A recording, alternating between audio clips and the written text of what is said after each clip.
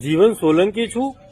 કંકુને પાછી લાવવા માટે જે ચૌધરી સમાજે બખોડો ઉભો કર્યો છે, રોણીમાં સભા કરીને આખું ટોળું 2000-5000ની સંખ્યામાં ઊંડ જઈને ત્યાં જઈને ભોડાકૂટ કરીને ગાડીઓના કાચ ફોડ્યા અને રબારી સમાજે એ જે કર્યું એ લોકોને જે કરવું એ કરે, પણ ઠાકોર સમાજના છોકરાઓ જે ઇન્સ્ટાગ્રામ ચલાવે છે એ તમામને મારી વિનંતી છે કે ઠાકોરનો કોઈ પણ છોકરો છોકરી આ બાબતે ખોટી કોમેન્ટ કરે નહીં। એમને જે કરવું હોય કરે, પાછી લાવી હોય તો લાવે, રબારી પાછી આપવી હોય તો આપે, ના આપવી હોય તો કંઈ નહીં। એવું કે કાયદાની દ્રષ્ટિએ એ કંકુ એક છોકરાની માં છે, તો હકીકતની અંદર આ રીતે ટોળું ધસી જવું અને કોઈ વ્યક્તિના જે મૂળભૂત અધિકારો છે એ છીનવાય છે।